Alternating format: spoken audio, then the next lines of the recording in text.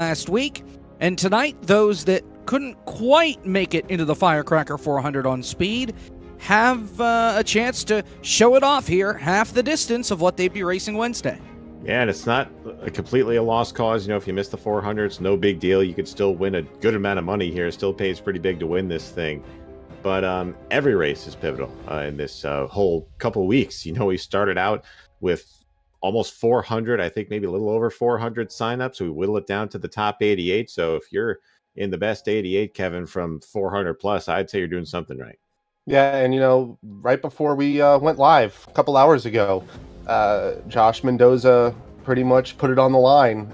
You win the race, you can have a shot at the Firecracker 400. So not only can you get the $500, which I think that's the same amount that third pays for the 400, but you also get that coveted 43rd spot that's been given to guys like Kyle Busch, guys like Dale Earnhardt Jr. and other e-racer events. So it's a prestigious win on its own, but now you get a chance to win another $2,000. So it's going to be a really, this is the biggest 200 that they've had to date. Before it was win, and that's your prize. You get the $500. Congratulations. You get etched in history as the Firecracker 200 winner. But for the first time, you may be able to do the double and win both of them. And that's something that I think will really increase the intensity of this race. Not only can you win, you can punch your ticket to Wednesday night's race. Before we get ahead of ourselves here, let's take a look back at qualifying from last week and see how we got here and set the field. With the top 88 settled, the focus now turns to Thrustmaster Firecracker 400 Pole Day, where we'll find out who will start on the pole for the Thrustmaster Firecracker 400 and earn their chance to win an extra $10,000 with the WIT's Last to First Challenge.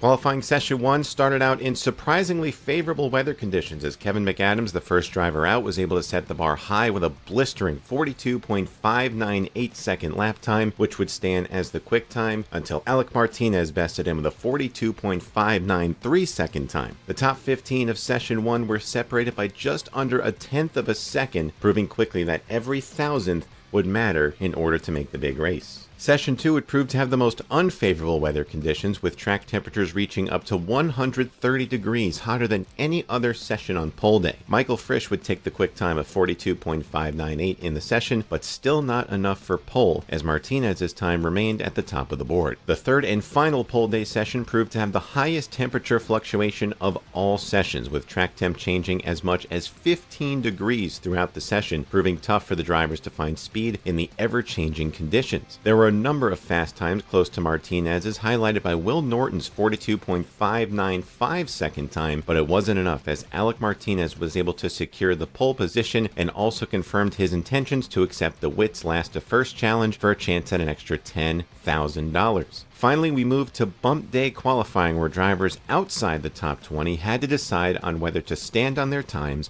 or pull their times and run again to try to improve from pole day. Weather conditions proved to be the most unfavorable of all four sessions, with track temps reaching 135 degrees, significantly hotter than pole day. A few drivers were able to improve on their times, highlighted by incredible laps from Blake McCandless and Nick Ottinger, whose times would have put them in the top 20 on pole day. The biggest shock of Bump Day came when fan favorite and defending race winner Michael Cozy Jr. fell just short of making the Firecracker 400 to defend his title. And with that, the field is set for the third running of the Thrustmaster Firecracker 400. Congrats to Alec Martinez on winning the pole and accepting the WIT's Last to First Challenge for a chance at an extra $10,000. And be sure to tune in to the third running of the Thrustmaster Firecracker 400 on Wednesday night, right here on eRacer.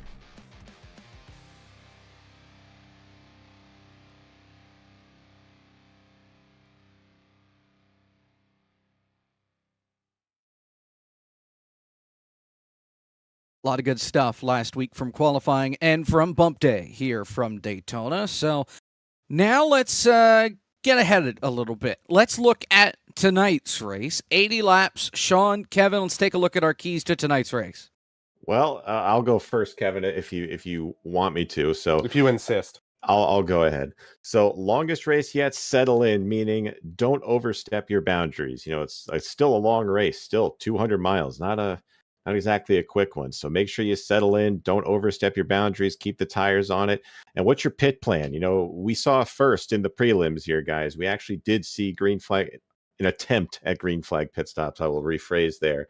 But it could happen. This could settle in, can get very strung out single file. So always keep that in the back of your mind to execute on pit road, and survival of the fastest. So you want to make sure you're up front, away from the wrecks here and everything, and make sure you put yourself in position to be there at the end. Kevin will talk about this in a second, but not only do you have to be fast, you have to be kind of lucky as well. Yeah, and going back to the survival of the fastest, a lot of big wrecks have happened in these 200s, and it's come down to just a few guys, and set yourself up for success. Essentially, be in that final pack.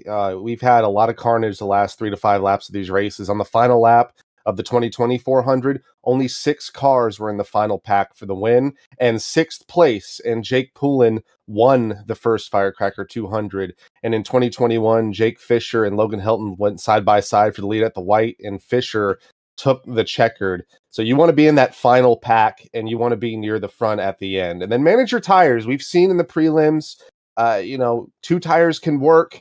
4 tires is definitely the preference. But, if it comes down to it, 15, 20 to go, do you take that chance and get 2 tires? Or do you even go with the fuel-only strategy? We'll find out tonight, and we'll find out who's going to win this thing. And I'm sure Kevin and Sean, you guys are going to be taking notes as far as what works and what doesn't work tonight, how that could apply on Wednesday, even though the weather could change. We talked about how hot the racetrack was coming into qualifying and to bump day. It's a night and day difference. The track temp, a little bit cooler this time around. Let me take a look here at it really quick. So we're sitting cool at 92 degrees right now. So not even close to where we were. Wish I had that for Q and pole day. Yeah, I know, right? So these guys are going to be feeling the grip. They might be able to drive it in the corners. Full mash. Who knows? But you still got to keep the tires in mind. Yes, the track is cooler. Yes, the grip levels will be up. But at the same time, the tires can wear out that much quicker and get that much hotter.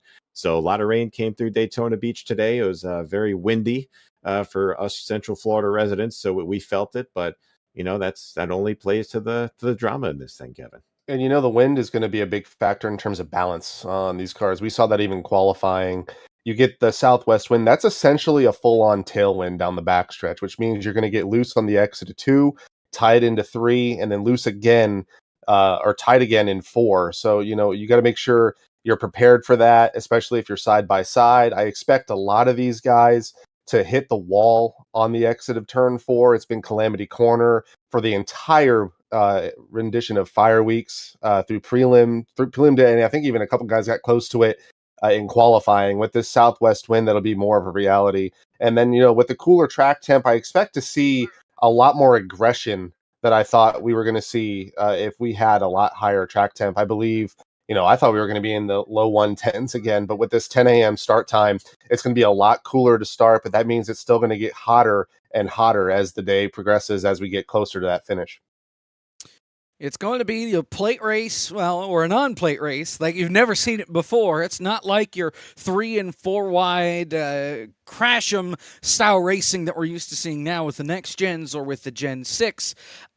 You're going to see guys get out of control, single file, no contact, and just go around. That's the magic of the Firecracker 200 and the Firecracker 400.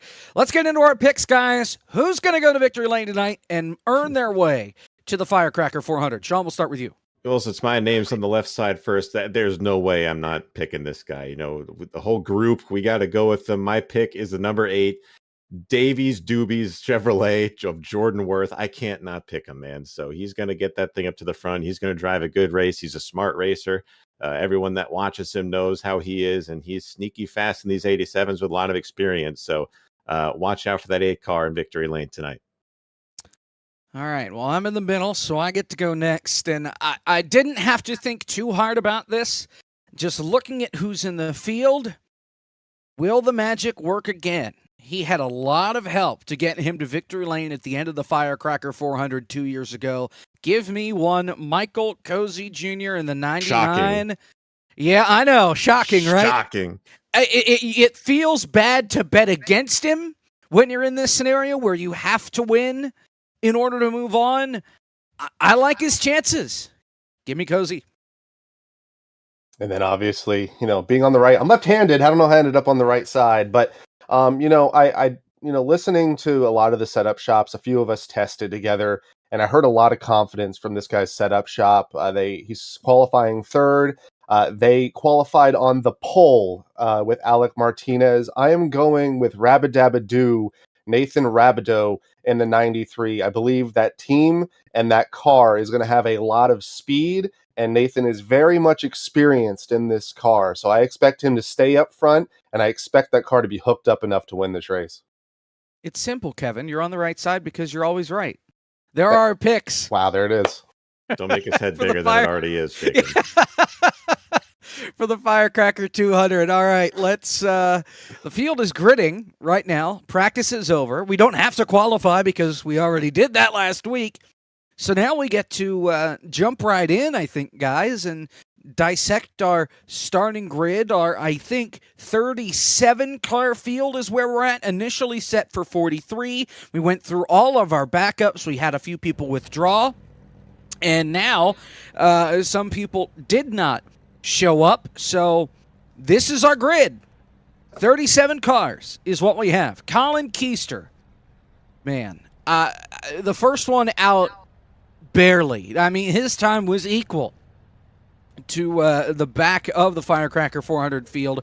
He leads us off. Connor Harrington to the outside, the inaugural FTF Rectangle 500 champion. Row number 2. You've got Nathan Rabideau, who is Kevin's pick.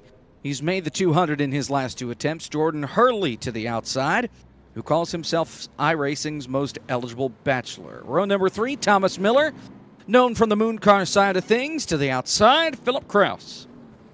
Row number 4, Bobby Zelensky, part of the eNASCAR Coca-Cola iRacing series for Joe Gibbs Racing. Dylan Basin to the outside from Elliott Sadler Esports. And rounding out the top 10, Santi Tires out of El Paso, Texas. John Gorlinski out of Harrisburg, North Carolina. Moving into 11th through 20th here. There he is, Michael Cozy Jr. here, rolling off P11. Right alongside him, Alex Kolinix in the number 22 car. That makes up row number 6. Garrett Maines in the 12, Tucker Minter in the 33. Very talented row number 7, 2 Coke Series drivers as well. Row 8, Kyle Putz in that 31. And Jordy Lopez, another Coke Series driver, Coke Series winner this season, will roll off 16th. Row 9 sees the 17 of Adam Cabot. And my pick, Jordan Worth, rolling off in P18. And Kevin making out row number 10, Matt Cluse in the 37, Dylan Alt in the 40. 21st going to be Yusuf Ghali in that number 48 Chevrolet. Daniel Adam will roll off on the outside of row 11. Aaron Smith II, the other yellow menace, in that number 70. And then Colin Fern representing the 96 in row 12. Ryan Vargas going to be rolling off on the inside of row 13. And then Chris Treppa in that dapper outlook. Look at that suit. Wow. Hell yeah. That's awesome. Going to be 26. Going to get through this quickly because they're off of turn 4. Mike McConville, 27th. John Ellis, 28th. William Schmidt, 29th. And Nick Olson in 30th. Looks like we're getting 2 pace laps. Thank you, Zach. Yeah, we've actually got a couple here. I think we prepared for this. 2 to green here at the line. Ethan Moses, Brendan Burkroff back here. This is well back outside in the top 30. You got Lee Olson back there. Now, he is currently sitting on the pit lane, so it looks like he missed the start. Jesse Bunnell to the outside. Another dress shirt. Yeah. Jeremy B. Davis, Jason Fellenbaum back there in row 18. Row 19 will bring us Eli Sasek and Dustin And that is, I believe, your field because Mitch Dranowski is not in the building tonight. So he is not here. It's pretty tough for you to race when you're not here. Got to be in it to win it. Yep, that is your field of 37 here from the Daytona International Speedway. 80 laps up on the board, gentlemen, as we're about a lap and a half away from getting the green flag. And the tension will be mounting here. And by the way, we shouted these guys out in qualifying, but big shout out to our camera operators doing some great job with our drone shots. They'll be getting them all night. One car stopped on the backstretch there, so that's Jason Fellenbaum. He's going to the back even further, I guess. Well, Lee Olson is also in the pits. He's in the 72. He's currently on pit road. there he Not goes. sure Thanks, what's going Kevin. on with the 72. Yeah, we got to get the Cassill Motors machine going, and Jason does just that. He'll catch back up. Landon will not be happy about that, so good on Jason to catch back up here. But fellas, it's about go time here. By the way, I can't count. It is 38. Sasek joined right at the buzzer. I marked him off as good on my sheet, and I still didn't count it right. So, yeah, 38 car field. Thanks to Justin Malillo for doing the math for me and Thanks, Justin. proving once again that math is not my strong suit. Field makes their way off turn number 4, and I believe we've got one more to go here before we get Pace lights the are green off. flag. No.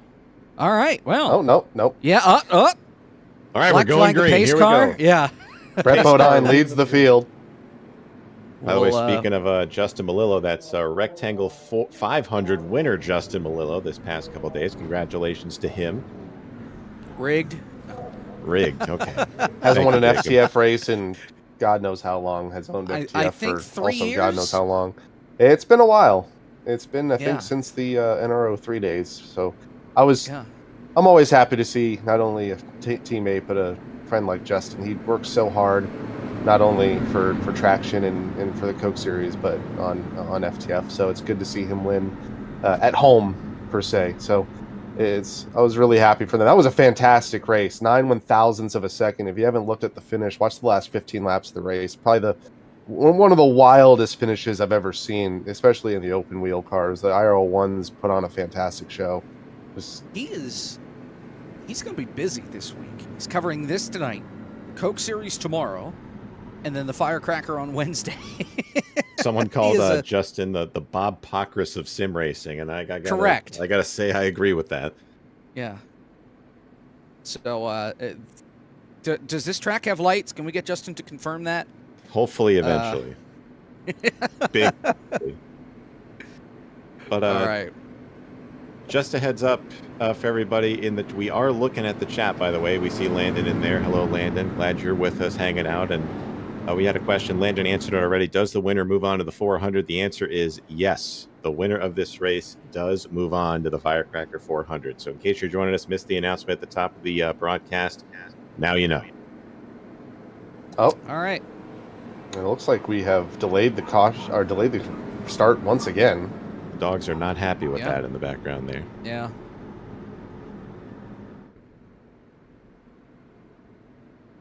Okay, well, that didn't work.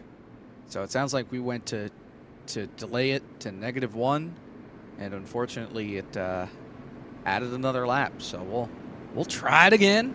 Someone complained in the race that there's too many pace laps, so this is kind of what they deserve. Good Yeah. job, Josh. Hashtag ask the booth hydration check. Yeah, I have a cup of good old fashioned water right here. So we got our hydration going. So I hope you guys have something. Yeah, I do. Water to my left and a. Give me a second.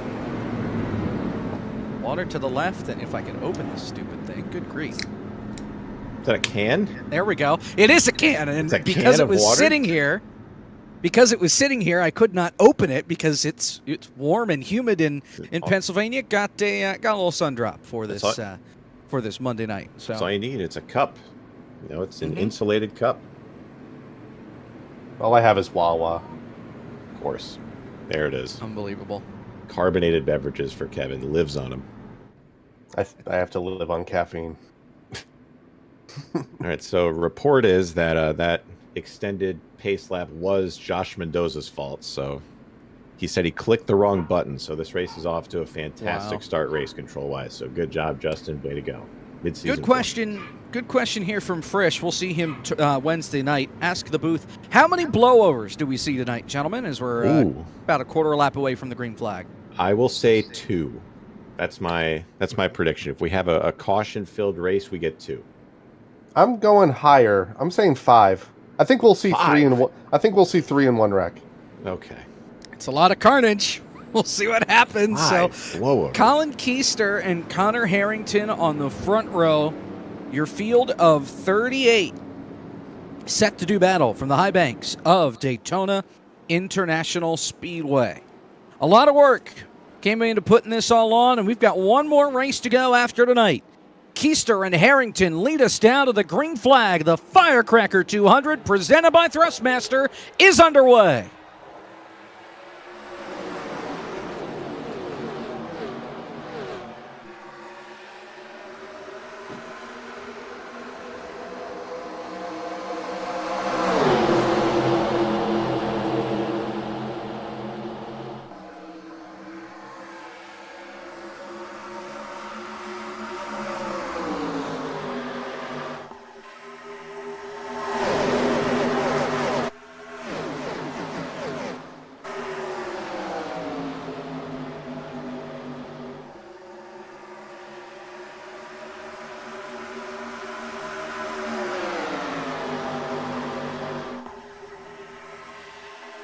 Off corner number 4 to the start-finish line. Who's going to lead the first lap? It will be a photo finish and give it to Connor Harrington on the outside line, barely nosing out Colin Keister, as they head back to turn 1.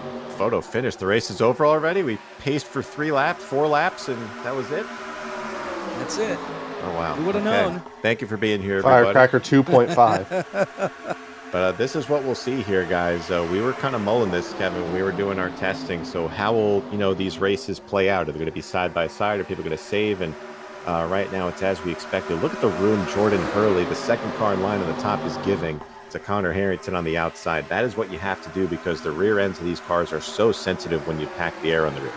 Yeah, about 2 car length gap between Harrington and Hurley, and Harrington would love that 1,000th of a second and put that back onto bump day, but nonetheless, still side by side, and that gap is still going to exist. Hurley going to actually go to the bottom. Here comes Gorlinski by himself, essentially, trying to catch the 44 of Harrington, still side by side. Colin Keister edges by about half of a nose. Here comes Rabideau. Here comes Hurley. That inside line getting packed up, getting busy on the inside. Stacking up a little bit down there. That allows the outside line to come roaring back. Here comes Harrington on the outside. Gorlinski about a car length and a half back. And now that inside starts to move again, and now some drivers sliding up to the outside line. How about Michael Cozy Jr.? Started outside the top 10, and here he is into the top 5. And here come the Altus cars, as you were saying, Jacob. Not only Cozy's up there, but Tucker Minter's there in that 33 car. So we've been kind of disappointed, Kevin, with the lack of speed the Altus guys have shown, but we haven't seen what they have in the race. And if there's any team that I think could win this thing easy, maybe finish 1, 2, 3, 4, it would definitely be Altus. Yeah, I fully expect the Altus guys and a lion's share of the Coke guys to be up towards the front. This car, Rabideau gets really sideways in the middle of the corner, right underneath Michael Cozy Jr. We're going to stay green for now. That was really close, but I really do expect to see some separation of this field. The race setup, it's not as easy, I would say, to kind of keep the speed and keep the balance. You really have to sacrifice a little bit of speed for handling and some grip. And right now we're seeing that. Jordan Hurley, he has been 2 to 3 car lengths off every single corner. He is dead gridlocked to the ground. He is much lower in terms of ride height than the rest of the guys, and I expect him to be a little bit quicker as we go during this run. Just a note, by the way, at the back of the field, Lee Olson, we talked about how he started from the pit lane. He ran 4 laps. He parked the car. So it looks like he is done for the night. Colin Keister sliding up right in front of Connor Harrington. A little bit of contact coming into the tri-oval. Cozy says thank you very much. He opens up the inside line. Tucker Minter will join him down at the bottom of the racetrack. Keister covers the bottom back up, though, as Gorlinski leads him back to 1. And we have a highlighter in the lead, finally, in this race. There's 2 of them in here, and Gorlinski's one of them, so look out for the other one of Aaron Smith back there. But good to see John here. Didn't have very good 2021 Firecracker 400, made the field and ended up flipping extremely violently multiple times in that race, so he's looking to kind of a rebound from that. And one in the wall! Saved it. That's Chris Treppa in 3 and 4. Yeah, he got up there and did a great job hanging on to the race car because that thing was out of control, 3 wide, with Bobby Zielinski and Philip Kraus going into turn number 3. Side by side still for about the first 3 to 4 rows. Single files out. with Rabideau and Jordan Worth. Jordan Worth and My Adam pick. Cabot, two are the biggest hard chargers of the race so far. Cabot started in 17th position. He's made his way. You see that blue and black, or that teal and black Buick on that high line. He has made his way into the top 5, and Jordan Worth started just inside the top 20 and 18th. He's up into the top 10. He's in 9th. But we've already seen a lot of hard chargers and a lot of guys falling into the back. How much do you want to use those tires up? Early on, Gorlinski continues to lead him around. 7 laps complete, still a long way to go in this race. And I'm curious here, guys, as Keister peeks to the inside, can't get there. When do we start getting into that world of strategy in this 80-lap race? Do we see somebody try to ARCA it and pit pretty early in this race, or do they just run it till it's empty and then bring it to pit lane? It's actually a really good question, because it's a matter of what, a 1 or 2 stop race, Kevin. So you got to think with the amount of fuel that's in these cars, do you want to just go hard and maybe do a 2-stopper, or do you want to just sit back, conserve a little bit, as Bobby Zelensky goes way to the outside of Jordan Worth. Oh, he's going to hit the there. wall. He's in the wall. He's in the wall off the corner. He's going to save it. 4 wide almost on the front stretch, but Bobby's able to keep it going. So I doubt we'll get to this point the way that they're racing right now. But if it does, are you thinking in the realm, Kevin, of maybe just trying to chill out, stretch the fuel out, or are you going to go for the tires? So, the last time we ran a full-length race, Sean, was the Legends 500, and we saw green flag stops in that. And if you're up front, fuel window is about 38 to 40 laps. And, the one thing that we're going to see, if we do indeed see green flag stops, is a tire discrepancy in regard to that. So I think the one-stop strategy is the move, and I also think saving fuel is the move. If you can delay that fuel and pit stop, you will have an advantage for the first 10 to 15 laps on tires. Just personally, I went from leading that race to being out to lunch about 2 seconds off pace just because of how quickly the tires fall off in this car. We're going to be seeing 42-second laps at the start of the run. We're already in the 44. Trouble, Twos, and they're wrecking. Philip Kraus. Hurley back up into the fence, up in the air, more in the back of the field, trying to check up. Oh, they're Chris still Treppa. piling in. Garrett Maines. He gets clobbered. Jesse Bonnell is in this. Colin Fern. The 12 of Garrett Maines is where this all started going into turn 1. Kyle And the Putz. caution is out on lap 10 of the Firecracker 200. Well, right on cue, we start talking about strategy, and there it goes. Oh, man. I'm going to replay of it. Daniel Adam, I think, was the catalyst of that wreck. And Sean, this is about what we expected to see in terms of when these tires are honestly at their hottest.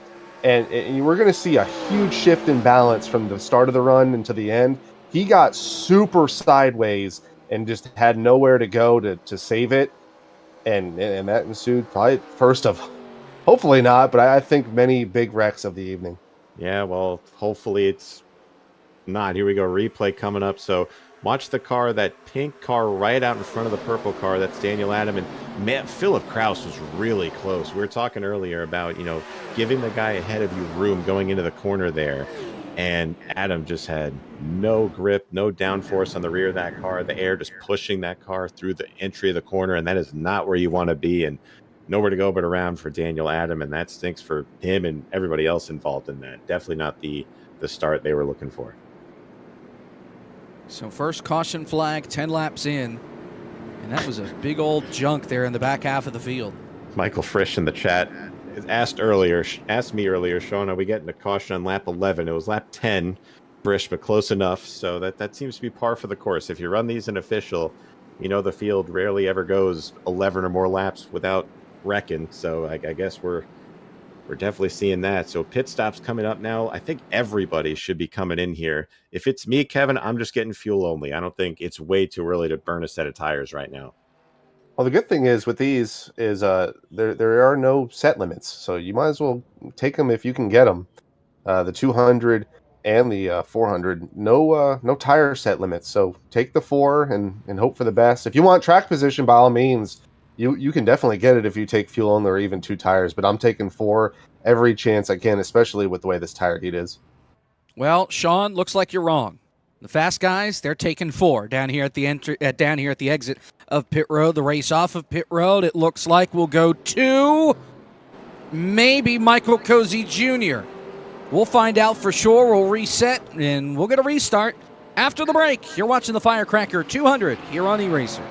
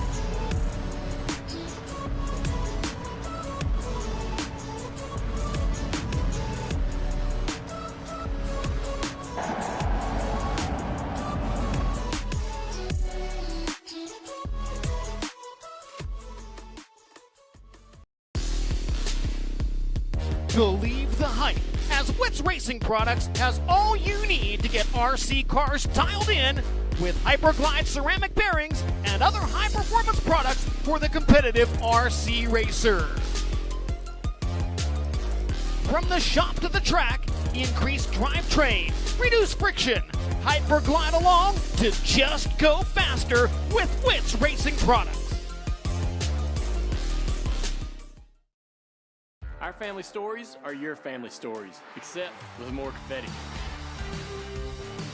Relive racing history with a walk along Glory Road, or try your hand at our fan favorite racing simulator or pit crew challenge. Feel the passion and thrill of racing with stories and artifacts from the legends who shaped the sport in the Hall of Honor and Heritage Speedway. Visit the NASCAR Hall of Fame in Charlotte for the ultimate outing. NASCAR Hall of Fame, this is our sport. This is our house. We're back. we're mid-laughter. Our countdown for the break went 5, 4, 3, 2, 1. That's what got us laughing. Zach Johnson, everybody. Round of applause. Doing some great work behind the scenes tonight. Oh, man. All right, so we're under our first caution after the crash there in turns 1 and 2. After stops, Michael Cozy Jr. is your race leader, taking 4 tires, and looking down through the rest of the order, everybody decided to take 4 tires. Tucker Minter came out in the top 5. However, he got a black flag. I think he was going to have to drop to the back of the field anyway because of speeding on exit. But he then did get a black flag in sim. That was because of, apparently he passed people, which he didn't. So that got cleared. He came down to pit road. I think that's why that penalty came in, because they thought he was passing people. He will start from the tail end of the field. You see some of the damage there to the 12 of Garrett Maines back there as well. So pace car is in. Michael Cozy Jr. leader. Then it's John Gorlinski, Connor Harrington, Adam Cabot, Colin Keister. Hard to restart in these things. Let's see what happens. Green flag.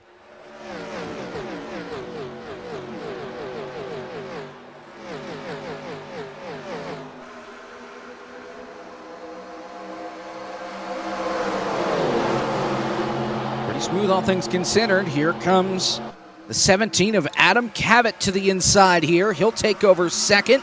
Gorlinski still up on the outside with Harrington as they make their way down the back. And it's going to be one of these deals on restarts where which line gets the better start. So it looks like Cozy's going to have it going into 3 here. But both lines look pretty even, just depending on who is pushing you, Kevin. So just depends on how good you get through the gears, because we mentioned this car takes the most skill on the oval side to drive, and getting up through the gears is no easy task. You could miss a gear, slow up, and the whole field wrecking if you're not careful. Absolutely. As we complete lap 14 side by side into turn 1, we noticed in practice, and we noticed even in our testing, that inside line definitely the preferred groove to start. But as this race progresses, as the track takes more rubber, that second lane becomes pretty formidable. And for Gorlinski and Harrington, even on that earlier run, to stay up there and maintain their position. Adam Cabot has made his way all the way up to 4th. I'm really impressed with that number 17 being all the way up into the second row there.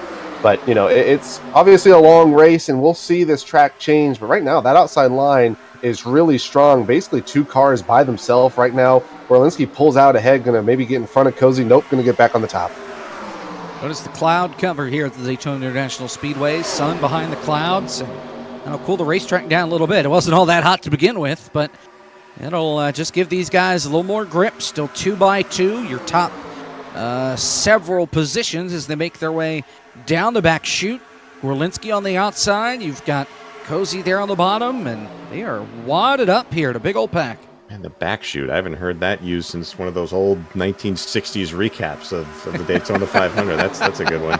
So you mentioned the track temp. I'll trigger Zach's favorite thing to do on these broadcasts, our weather update. Still 92-degree track temp right there. So not much hasn't changed since the start of the race. And that equals more grip. I think, Kevin, that's why we're seeing that high side be so successful right now. If this track was hotter in that 115, 120-degree temp we were working with earlier in the week, we're definitely seeing that bottom prevail. Yeah, we've actually seen the cloud conditions become mostly cloudy. I don't know if that's how it started. If it did, I definitely missed it. But mostly cloudy conditions will keep this track very cool. As we're 3 wide, that'll be for the 3rd position. Zelensky, who was on the outside, hit the wall before our first caution. He's now made his way to the bottom. He is loose. He is all over the place out of 4. Nearly gets into the side of Cabot. I believe that was Jordi Lopez all over the rear end of him. He's going to have to check up, and that's going to separate the bottom line just a little bit. No help from Cozy as Keister goes back to the bottom. Gorlinski still leads this thing. Thomas Miller got a little out of shape there off turn number 4 as well in that 39, the red and white car. But Gorlinski continues to lead up on the high side. Cozy going to have to build back some momentum. The inside line after that moment off turn 4 lost some of its energy. It's now just Cozy and Keister. Here comes Zelensky. Here comes Jordi Lopez Jr. Cozy surging back on the bottom. Gorlinski up the hill a little bit. Harrington looks to the middle, but that hole is slammed shut. And we mentioned how hard these cars are to drive, and you see guys like Bobby Zelensky, one of the most skilled drivers in pretty much all disciplines on iRacing, oval, road, whatever you put him in. He's known for having some of the best car control, and he's even fighting this car coming out of the corner. So that goes to show you just how big of a handful these things are. And a big shout out to Gorlinski. He is, it looks like the rear might be starting to step out on that thing, but he's making that top side work. Still looking very strong out there. But Cozy not any slouch either, making the bottom lane work as they are still side by side. I think we're going to see a lot of this in this race. You know, it looks like it's chaos up here, but it's organized chaos, if I had to say anything, as it looks like that bottom is prevailing. The tires might be going on that Gorlinski car a little bit as Cozy clear to the front. And I think we'll see Keister. Sean and Jacob. Yeah, as Keister, he's been staying up front too, doing a really good job in that 42 Thrustmaster Chevrolet. But, you know, Sean, we'll see, I think, a lot of cycling at the front. You know, with the way these cars are, the balance changes so dramatically. They're going to be 3 wide, just behind Zelensky. Gorlinski is losing I think he's losing the front end on that car. He is really tight on that outside line. But we'll see a huge shift in handling if you're towards the front. A lot more downforce on that front nose, what little downforce these cars have. If you get more in the pack, you're going to have a little bit tighter condition. We saw that in the prelims.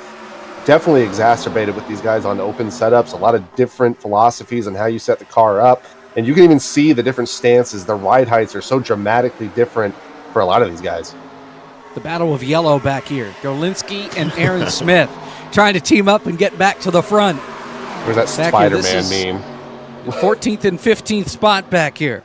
If someone can manage to make a meme out of those two cars with that Spider-Man pointing at each other thing, you will be highly revered. But we're waiting for it. This is on board with Aaron Smith. He is the darker shade of yellow, the mustard yellow as compared to the highlighter yellow. But I love how these guys are on track by each other. That's fantastic. I can't remember the last time I saw that with those two. What are the odds? If it were sunny, these guys behind them would be blinded with that. Past the quarter mark here at Daytona, 21 laps complete. Still a long way to go, though. Cozy, your leader, Colin Keister, trying to take it away in turn 1, back into the sunshine before the clouds take back over as they make their way to the super stretch. Car on the apron and in the wall. Turn 2. Around goes the 2. Colin Fern is around. That's John Ellis Jr. up against the fence. And the caution's out for the second time tonight, so we made it another 10 laps. Looks like it may have started Again, the 0-9. mid-pack, and once again, Daniel Adam is going to be at the focal point of this. He gets away, for the most part, scot-free. Unfortunately for John Ellis Jr. and for Colin Fern, a different story, but no real hard contact, just the slide. Watch the 09.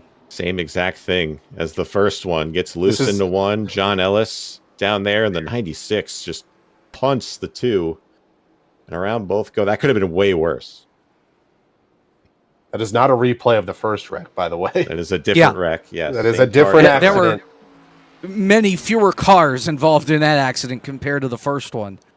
As and Colin Keister. The unfortunate thing, too, with Daniel Adam, there's not a lot of things you can do in the car. If you are loose, you've got tire pressure and you've got spoiler and brake bias. That's really all you really have in terms of adjustment. He can't, take some wedge out of it or track bar out of it or anything of that nature. So he's going to have to find something that tightens this car up, or he's going to face... I imagine, eventually race control is not going to tolerate someone self-spinning in front of the field over and over again. But, a tough break for all these guys behind him who got collected in that. On board there with Ellis. Hmm. And how about the prediction? Great work by our I love team. that. Which yellow car finishes higher in tonight's race? Let it be known.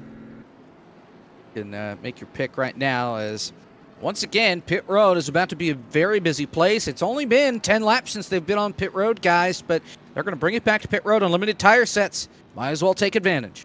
Might as well queue up that next prediction here. Will we make it more than 10 laps on the next run here? So we're 0 for 2 right now. But Kevin, 4 tires. It's going to be pretty much the same thing as the first set of stops, I would imagine. Oh, trouble. Oh, trouble. Who is that? That's Jordan Hurley. Hurley, yeah. What happened there? Driver missed his pit stall. Kyle Putz, Firecracker 400 trophy designer, Kyle Putz, missed his box, so he will roll off first. Cozy second, Keister third. Three-way battle for 4th through 7th. So Hurley, it looks like, had some contact to get out there as he was making his way down pit road. Colin Fern was trying to get to his box and just flat out reared him. And I'm not so sure why Colin Fern did that necessarily. He did have a couple more boxes until his. We'll get the replay. The 55 is the one that winds up in the infield, and the 96 to the outside here. So the 55's pit is further down than the 96, and Colin just turns him. Well, I mean, Curious why he was running that second lane. Not normally what you would do. You would want to run outside that dotted line. I know NASCAR has a rule, obviously. This isn't NASCAR, but it's just common courtesy. Stay on that outside lane until your box. So that doesn't happen, but hopefully no harm, no foul for the 55. He's going to be down and away. Alex Kolnick still in the pits, by the way. As expected, Kyle Putz will come down after missing his stall initially, so he will bring the number 31 Ford. Is that a Ford? It's on a Ford body. I don't know. On a Ford body? Yeah. Is that a Chrysler? Oh, my. I'm going to investigate here. It is a Ford. It's a Thunderbird. Oh. Okay. Well, that's easy. What year Thunderbird is that? That's newer. All right. He's still got some damage to fix on the right front, too, so it gives himself some time to get that fixed. Shouldn't be too much longer there. There you see it. 1 lap to green. Nice little tight shot. Yeah, that's... doesn't look like any Thunderbird I've ever seen. That's what I was thinking. Like, from a distance, it doesn't look like a Thunderbird, but it says Thunderbird on it, so I'll take his word for it. Well, but that logo above the grill, that doesn't look like it's a Thunderbird, though. It is. Man, okay. That's why I thought it was a Chrysler, but I'm definitely incorrect. Yeah. Huh. It is. It's a Thunderbird Turbo Coupe. If you look at the rear of the car, that's something. Or as everyone else likes to call it, a coupe. Coupe. A coupe. All right. Well, you got to get the E in there. Mm-hmm. No, thank you. Early 90s is what they're guessing. I'm gonna research this. I'm gonna look this up. We got time. Ford Thunderbird Turbo Coupe. Let's see. Yeah, it does exist. I think we're about to get our answer in the form of James Pike, who always is listening. It is an 80s Thunderbird logo above the grill, says Mr. Pike. Thank you, James. Look at James. Just a plethora of There you go. knowledge. If you want to learn something without asking, just talk to James for about an hour. You'll learn something. James is a Hold on. We Is a need to turn wealth to the of Twitter knowledge. machine. the X machine. Yeah, that. Dylan, who puts together all of our graphic designs and everything, hastily threw this together. We got to get that on the screen at some point. Oh, that is Oh, fantastic. my. Meanwhile, flag we're is back out. to green. Michael We- Cosi Jr. leads us back down. Green flag. 25 laps complete here at the high banks of Daytona. We'll get that on the screen if you guys want to look up old Dean Adders on Twitter. But that is X. But that is fantastic. Good stuff. I asked and I received. See if it lets me put it in the chat. There it is. No. Nope. 3 stars. Sorry. Unbelievable. L. Oh, contact! Cabot with Harrington down the back stretch. Look out, guys. Not clear. It is too early to be doing that. I was just about to say, is it too early? We've seen already 2 runs be very short. Does the sense of urgency, we're only 25 laps in, but does the sense of urgency already start to increase, knowing that, these guys in the back, they can't handle their cars after 8 to 10 laps? Do you want to stay up front and attack the run early, knowing that we might get another caution, almost like Brickyard 400 style, where after about 8 to 10 laps, someone blows their right rear or blows their right front, and we get another caution? We'll have to find out. Appreciate you asking, Kevin. That's a great question. Yeah. I'm glad we live in a world where we can ask such questions. Meanwhile, how about Yes. Ryan Vargas?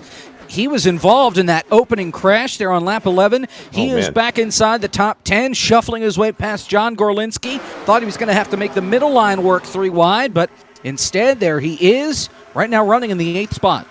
Oh, caution Caution! again. Off turn 4. Around is the 15 Nick Nick Olson. of Nick Olson. And once again, Daniel Adam involved in a crash. He's Him 3 and for Ethan 3. Moses got together. It was not Dylan Adams' fault this time, though. He was just Oh, an yeah. innocent bystander. We'll get a replay of it. Great job by those in the back of the field to avoid those sliding. It's a 3-car crash. And once again, not a lot of damage in the back of the field. Caution's out for the 3rd time tonight, and we go, about a lap and a half this time before the caution flag comes out.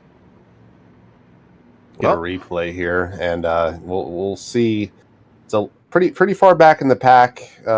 Was Ethan Moses and Daniel Adam? We'll wait for the replay on that one. This guy's checking up heavy for the pace car. Here we go. There we go. Here's the replay.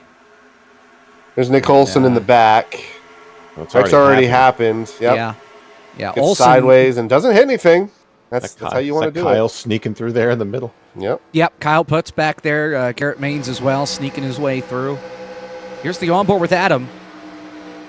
There's Moses right ahead, and same thing happens to Moses as it had with Adam. Oh, Clean air on that front nose just gets real loose in the corner. And this one's not as favorable for Adam. Does hit the wall this time. we got some strategery out here. Yeah, Adam Cozy. Cabot just juked Adam Cabot going into pit road. And pit road is very lonely for Adam Cabot right now. Yeah, Cabot and Cozy breaking some ankles. Cozy stays on the racetrack. Cabot comes down to pit road. A couple takers Jeremy in B. the Davis. Yep, Jeremy B. Davis is in. Dylan Basin. And I thought maybe those two would bring some more down there. Mike McConville's going to come to pit road. back. Montgomery. Brendan Burcroft, Jesse Bunnell, and those in the back of the field as well. As there you see the 17 taken off in Cabot.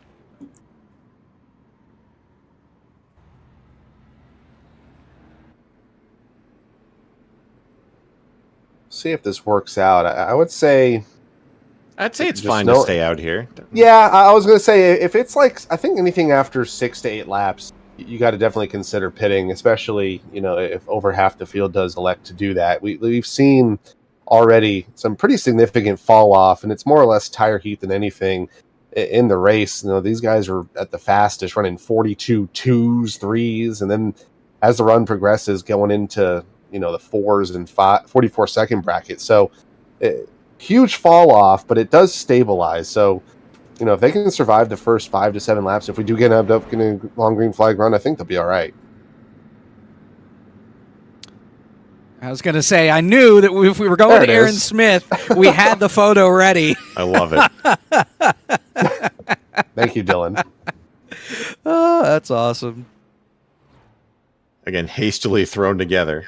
Yeah. Excellent stuff. Well, yeah.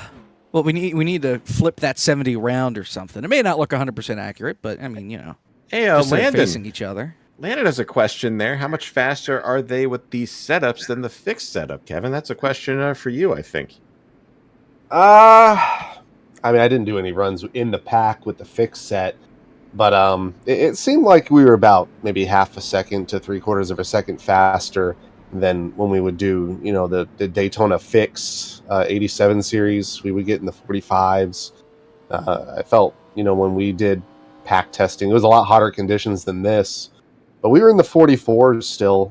It's really hard to tell because what you have to do with this, I can't give away too much, but what we have to do with this versus what we're given in the fixed set, there's a lot of things that you can't change in that versus, with this, there's a lot at play. There's spoiler, there's, even messing around with tape, you gotta set a really fast lap, but I'd say it's about between half a second to 3/4 of a second. I think more than anything in terms of speed, where you find the speed is going to be the track temp. They're in the still only 94 degrees, and we're at 10:46 in the sim. I think if that starts to really skyrocket, we'll start seeing times really plummet. Uh-oh, they're asking for it, Zach, in the chat again. What is the track temp? But everyone will be pleased to know it's gone up 1 degree. There you go. It was just 94 about 15 seconds ago. It did get up to all the way up to 97 before that cloud hit. So it's fluctuating. I think that wind out of the west is really keeping it down. By the way, upon further review of Kyle Putz's car, it's a 1988 Thunderbird Turbo Coupe. 1988 for those of you scoring at home. And I looked it up so you don't have to. Yep, there you go. Perfect. Thank you, Bill. Michael Cozy Jr. Is up here. We do have one singular lap car. It's Alex Kolonix there in the 22. We saw him chilling on pit road for a bit. Former runner of the Firecracker 200 back in 2020. So we'll see how this changes things now with the lap car. The only one down here on the bottom of the racetrack. Meanwhile, 30 laps complete when we get the green flag. They are really stacking it up for the restart. Green flag.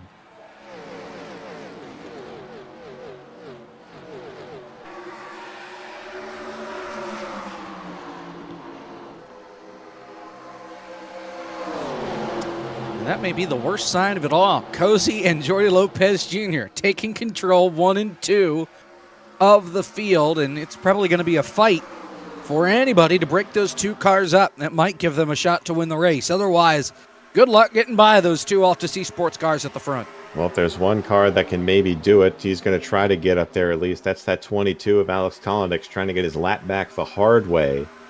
And we've seen him be very aggressive in previous scenarios with this as he nearly pushes up in a Colin Keister. And he's going to make it 3 wide. So, yep, Colin Keister, top of 3, Jordi Lopez middle, and Alex Kolonix says, I want my lap back, so get out of the way. And that's the beauty of it with this style of racing. You start up right next to the leader, and once they get out of turn 2, they're side by side. And speaking of side by side, here comes Bobby Zelensky on that inside line. Alex Kolonix is sideways on the exit of the corner. Going to have that 18 all over him going into turn 3 all the way down the backstretch. But Zelensky going for the lead on the inside. He's hit the wall. He's been dead loose out of turn 4, but he's looking for the lead into 3 and 4. Who needs headlights on that 18? Here comes Bobby Zelensky. Keister goes up the hill. He'll drop in behind Cozy. And now Kalnick's trying to junior block down the front straightaway. It's not going to work. Cozy gets back by him, and Kalnick's is back 1 lap down. And Kalnick's is going to be screaming caution at the top of his lungs. Somebody wreck, do something if he's able to get out front here. But to no avail as Cozy and Keister will clear. Look at that 39 car. We haven't talked much about Tom Miller there. Multiple-time Moon Car winner this year, but on fire in Moon Car for those of you guys that watch. So keep an eye on that 39. He's very stout in these 87 cars. He's pushing Jordi Lopez into 3, and he's side by side with Kalnick's right now. Goes way up the racetrack. Oof. Kalnick still trying to hang on. He was so loose in the front, and it seems like everyone took notice of that. No one really helping him on that inside line. They go to the top in the straightaway. Fourth looking around him, that's Miller. Zelensky also looking to go to the high line. As the leaders go back to the bottom, go the short way around the corner. And some of these guys still have a lot of issues in the corner. Aaron Smith just got really tight in the middle of the corner, right in front of Vargas. But right now, that 99 of Cozy, he's looking to find his way back to defend his title of the 400. Got to win the 200 tonight. That would be insane if Cozy won this race and got his way in to the 400. That would be quite the story. Even better if he was able to turn it around. Oh, Trouble, turn wreck. 4. Up in the wall, Chris Treppa. And it looks like, is that Burkroff? It is. Yep. Brendan Burkroff. And I think Treppa is going to park it here. So trouble for the driver of the 50. Big ol' hit for him up against the outside safer barrier. Ooh, quick blew replay. the motor on the 50. Oh, man. Hard hit. That car blew up as soon as he hit the wall. Yep, right there. Yep. What happened there? So looks like... he trying to catch the car and it just went straight? I don't know. Looks like it just got tight. We'll see. This is from Burkroff. We'll go back a little bit. I don't know. Up the hill. It really looks like you might have to get a different vantage point of that, but it looks like it wobbles just a little bit, and we kind of seen this more or less in the next gen. You know, you either spin around or you just lose all grip and go straight, and it looks like that's exactly what happened in the 50. There's another replay. Here we go. Slow it down a little bit here. Really analyze it. See, he's a little, I don't know. Like one comes down. That car looks like it's up. getting unsettling. Yeah. Like it looks like it's unsettling itself through the corner, and it really lifts off the ground. I honestly think he was getting loose. So Chris Treppa, who has my favorite nugget of the night, plays football at Lawrence Tech University as an O-lineman. For those that care, 6'4", 295 last year. Didn't play as a freshman, might wind up playing this year, but unfortunately for him, he is out of the Firecracker 200. We have pit stops. Again. Guys that didn't pit, definitely pit this time. Adam Cabot stays out. Yep. Yeah, it's been 10 laps since these guys were on pit road. At least most everybody, but you're right, Cabot stays out. Box. Yeah. Had some issues with some folks. How about Cozy first off pit lane? 2 tires from Cozy and from Jordy and from Tucker Minter. So the Altus Esports guys get together and decide that they're just going to take 2 tires here. Nathan Rabideau will do the same. Colin Keister on back, though, going to take 4. Someone's chat just got disabled in the game. That's a spotter, I believe. Oh. Can't be spotting over race chat. Yeah, that. Just ask our good friend Brian. It'll get you muted real quick. What do you mean? Yeah. All right. Jordan. Appreciate Jordan Worth asking everybody's having fun. Just keeping track of everybody, you know, making sure everybody's having a good old time. I know we are up here in the broadcast booth. And we have shortened the pacing here. Josh has had enough. Yeah, we're going to get 1 to green. Well, we already have 1 to green. We're going to get the restart here. So Cabot and Jeremy B. Davis stay out.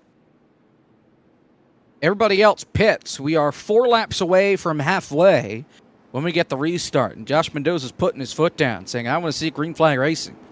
And I think the folks at home do as well. You know what happens when we typically get to the end of these things, where the field starts flying apart and we get people catching air and flipping like crazy. So we'll see what happens down the stretch. We still got a long way to go. Just shy of halfway. My prediction Cabot? of 5 blowovers is definitely not going to happen, it seems. Yeah, it's looking tough. Kolnick's the lap car, and he goes a little early. They're stacking up, and Jordy Lopez Jr. goes around. Thomas Miller goes around on the restart in caution. the grass. No caution. We stay green as 2 cars inside the top 5 tangle after Adam Cabot just did not get going. The field's in 1. Was that a miss? It had to have been a misshift. There's no other way that happens. Now we got a 4-car breakaway at the front of the field. Cabot is going to lead him. Kolnick's again, not on the lead lap. He's still fighting to get his lap back. Cozy's right there as well, and that 64 of Jeremy Davis. What in the world happened on this restart? We'll have to get a replay of that, but Kolnick's on that outside line. Does have newer tires at the moment than Cabot and Cozy. Going to get real tight off the corner. Going to get a little bit of help on that outside line. That's Jeremy B. Davis. He's currently fighting for that second position, as you said, Sean, about a 4-car breakaway, but these guys are flying, catching back up. Once these guys get side by side, the draft is just so strong. Still wheel to wheel. Kolnick's the lap car on the outside. Cabot the leader down on the bottom. As Kolnick's trying to get his lap back the hard way. Ooh, 3 Of wide. course, Colin Keister, wow. let's take a look at the replay of what happened on the restart. Towards the bottom of your screen here. That had to have been a never went. misshift. There's no way. Yeah. A little bit Again. of anticipation coupled with a little bit of mistakes. Well, And when one Altus car goes away, another one takes his place. Tucker Minter comes right Yep. back up to the front of the field. So it always seems like there's 2 Altus cars at the front at all times. And they all got on the same strategy there, pitting, taking 2 tires. So that's why they all came out with each other. And remember, I talked about it on that first restart. Restarts can be tricky in these cars. That's not the same as far as shifting compared to any other race car on the sim. It's a lot harder to get them up to speed on the restarts. And when you mess up, oftentimes it involves calamity behind you. Side by side up front. That is not for the lead. That is Alex Kolnick's trying to get his lap back. Did have it last time by. But still side by side. Cabot leads. Colin Keister looking low, looking 3 wide up front. Keister on the newer tires. Going to put Kolnick's in a real precarious situation. Oh, man, tight, that's 3 tight. wide. Cabot going to side draft through the corner. They're going to hang on to it Wow. for now out of the corner. How in the world are they doing this? Look at how tightly packed they are. They're trying to get Kolnick's out of there. And Kevin, for those of you that watched the 2021 Firecracker 400, what Kolnick's was doing is very reminiscent of what Blade Witt was doing in that race towards the end. He was a lap down trying to get his lap the hard way. He was a needle in the side of the leaders, or a thorn, I should say, in the side of the leaders for like about 20, 30 laps, it seemed. Here comes Bobby Zelensky up on the outside.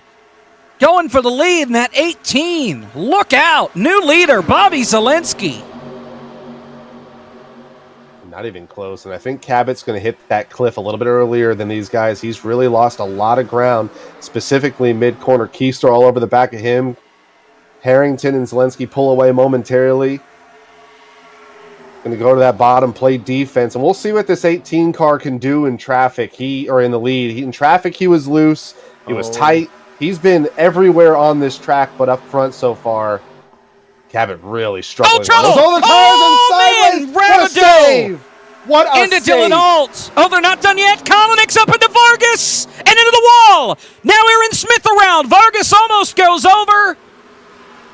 Vargas gets hit again. Ellis gets popped. Wheel goes flying off a car. I think that's Vargas's.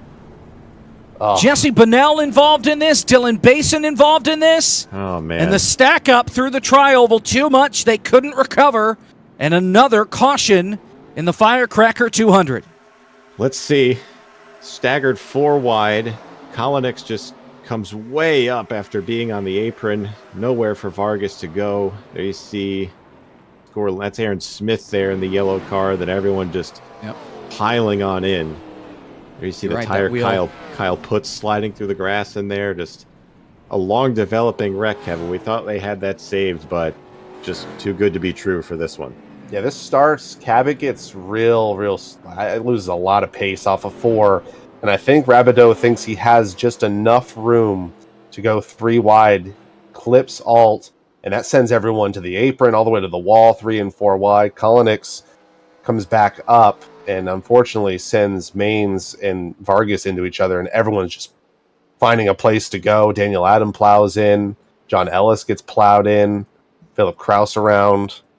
A lot of carnage yet again, and we have just crossed the halfway point.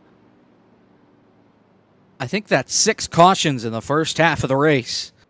Oof. With the amount of talent that we have in this field, it's both surprising and not surprising that we've had that many cautions early on, just because the competition is so even. You have to fight so hard for everything here at Daytona. There you see the damage to Ryan Vargas. Yeah, it's going to be 2 weeks for the crew chief, I believe, and, well, they'll try and fix that car, but I think that's going to be it for Ryan Vargas' shot to make the Firecracker 400 and win tonight. Looks like everybody might be coming back to pit road here, and they will. So they will make their stops yet again. We will step aside now. We'll restack from the pit stops, tell you where everybody's at, and get the green flag back in the air. We continue here from Daytona in the Firecracker 200. Believe the hype, as Wits Racing Products has all you need to get RC cars dialed in with Hyperglide ceramic bearings and other high-performance products for the competitive RC racer. From the shop to the track, increase drivetrain, reduce friction, Hyperglide along to just go faster with Wits Racing Products. Our family stories are your family stories, except with more confetti. Relive racing history with a walk along Glory Road, or try your hand at our fan favorite racing simulator or pit crew challenge. Feel the passion and thrill of racing with stories and artifacts from the legends who shaped the sport in the Hall of Honor and Heritage Speedway. Visit the NASCAR Hall of Fame in Charlotte for the ultimate outing. NASCAR Hall of Fame, this is our sport. This is our house.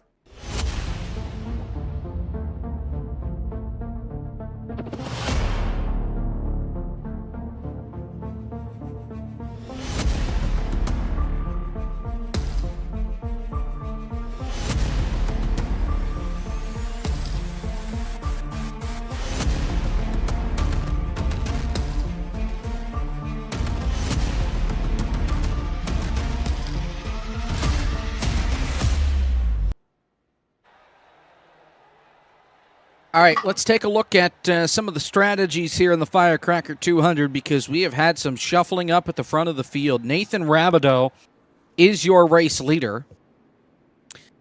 He is joined by Dylan Alt, Santiago Tires, Jeremy B. Davis, Mike McConville, and I believe that's it. Yes, those 5, and McConville pits again. So those 4, Rabideau, Alt, Tires, and Davis, 2 tires. Everybody else decides to take 4 on the pit lane. So your top 4 on 2 tires, taking the track position. Everybody else on 4, and we'll see how things play out.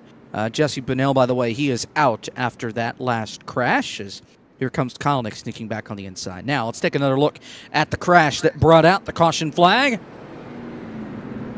Here from Daytona, another replay here, another chance.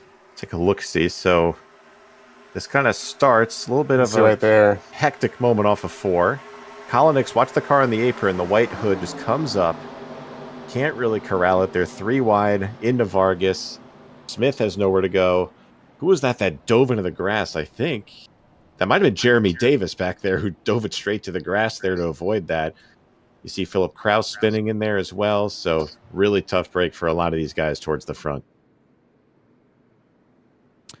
About a half lap here until we get back under the green flag here from Daytona. And of course, tonight's race and Wednesday night's race brought to you by Thrustmaster and the T818. wheelbase. Thrustmaster now does direct drive. The Thrustmaster T818 provides a constant, unfiltered 10 Newton meters of torque for precise, powerful force feedback. It's compatible with full Thrustmaster ecosystem. It now has an improved quick-release system for less than 5-second rim swaps. You can check it out today. Use exclamation point T818 in the chat, and you'll get the link to look at it and get one for yourself. And I know we talked about that a lot throughout the qualifying and throughout the prelims, and you'll hear about it more tonight. You'll hear about it more on Wednesday night, and we're so glad that they are going to be helping us out and putting this event on. You have a promo code coming on Wednesday, it sounds like, as well. Nathan Rabideau leads us down. Green flag. 45 laps complete. Oh boy, already. Bobby Zelensky back there. Jeremy Davis goes right to the inside. And we saw this in the prelims, guys. If you don't take 4 tires on these pit stops, if you take 2, this field that is on 4 will try to get you out of there in a hurry. So we'll see what they can do here as Rabideau off the corner. He's going to have to deal with Alex Kolonix there. Alex, as we see our beautiful drone shots down the backstretch. Again, shout out to our awesome camera crew for giving us some great shots this whole week. Into turn 3, Rabideau looks like it's holding strong on those 2 tires, Kevin, but the question is for how long? How long are they going to hang on? How long will Alex Kolonix hang on? Every single time I see him, he is sideways, he is loose, but he is desperate to get this spot and get this lap back. He's tried now twice. This is going to be the 3rd time he's lined up on the inside, looking low. He's been leading that inside line pretty much every single time. Rabideau going to be by his lonesome for the moment, but right now Kolonix looking to attack, get that lead lap. Dylan Alt, who was almost involved in that last accident on that outside line. Going to shove Alt. Nope. Here comes Alt. Look at this. Oh, big push. Oh, boy. Alt to the outside for the lead. Connor Harrington up into the wall. Keep it up there, son. Oh. And he will. Now Jeremy Davis really sideways. Oh, Davis.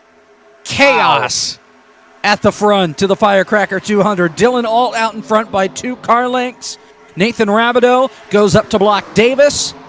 Now back to the bottom for Kolonix. Alt picks up Davis, and Rabideau's going for the lead. 33 to go, by the way. So, yeah, we got time. But what a race these guys are putting on there. Dylan Alt, here goes Kolonix 3 wide. He's Almost blocking Zelensky, trying to stay up there. Zelensky's had enough. Now he has to lift in order for them to get back in line and make the corner. Here comes Gorlinsky. Oh, no, he's on the wall. Oh, and he's going to keep it up there. That was maybe awesome for about 5 seconds. Yeah. Can we do 3 laps in a row where someone walls it in 3 and 4? Can we do it this time again? Comes Kolonix back on the top side. He has not made this inside line work. He's been real loose. I anticipate it will tighten up just a little bit on the high line. Alt on the bottom. Davis on that second lane. Oh, sideways! Save it! Oh, and he's around in front of Zelensky and the field. Cabot involved. More trouble. Big in the background. Oh. And Caution is out again. Gets his lap back. From nearly getting destroyed. Wow. Mission accomplished for Alex Kolonix. Dylan Alt, was he one of the ones on the 2 tires?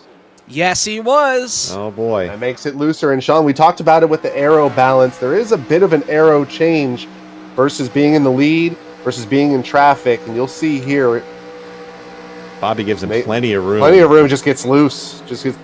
Maybe Kolonix takes a little bit of air off the side of the car. That honestly makes it tighter more than anything. These guys are just along for the ride. Look at all these guys avoiding the wreck. Oh, my God. Who's that flying through on the inside? I got to see a replay of that. Who is that? Is that Connor Harrington? Who was sideways sliding down there? That was crazy. I think that was Harrington. 6th caution flag of the night. This is an onboard. Yikes, that's Olsen getting crashed. Again. Yep. He's been involved in, I think, 3 of these now. That was Harrington. He actually ended up being a part of the wreck. He got loose. Spun back in the middle of the track. So again, Bobby does nothing wrong here. Just Dylan Alt on those old right side tires or left side tires, I would assume. That will make it looser.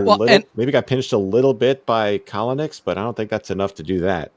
And for Zelensky, he can't necessarily lift all that hard because he's got a guy right on his bumper. So if Zelensky lifts too much to give him the space, then Zelensky gets turned anyway, like what happened. So, all right. This is on Wood Harrington, I think. Oh, man. Just smoke. No. Loses the rear. He's gonna get through that. He's lucky he didn't flip. Is he going to keep it straight? He gets it back going. Good enough. Remember, he hit the wall about 3 laps prior, and I'll give it a 6 out of 10. He missed everybody. Wow, he did. Yeah, he didn't flip it. Everybody back on the pit lane here with 30 to go. What a race. This is... Yeah. As chaotic as this has been, the races before the wrecks have been fantastic. Cozy down and away, 2 tires again. Aaron for Smith. Car number 99. Aaron Smith going to get out there as well. Right sides for Cozy. And he will retake the lead of the Firecracker 200. Jeremy B. Davis comes back out in 3rd. Then Rabideau and Santiago Tires rounding out your top 5. Speaking of Santiago Tires, if you're on Twitter, or now X, I guess, I think it's going to take a while to say that, there have been multiple drivers on his team in the Firecracker that changed their profile pictures to Santi's current profile picture. So there's about 8 of them now. Chris Overland, Ray Alfala, a couple of the ones. Brian Blackford, I don't know if he did it. There's Santi. In the Robert Cattell Roofing Ford Thunderbird. So the name Cattell sounds familiar. We went over this in qualifying. That's Brandon Cattell's father. South Florida Roofing Company. Is your freaking roof leaking is the question with that. So if you're in South Florida, give him a call. Why not? But good to see Santi running up front, and along with a bunch of these guys here. Cozy, of course, want to see him in. Aaron Smith, Jeremy Davis, Kevin's pick, Nathan Rabideau. Look at that car, by the way, for Nathan. That is something just ahead of Santi there. A lot of colors on that number 93.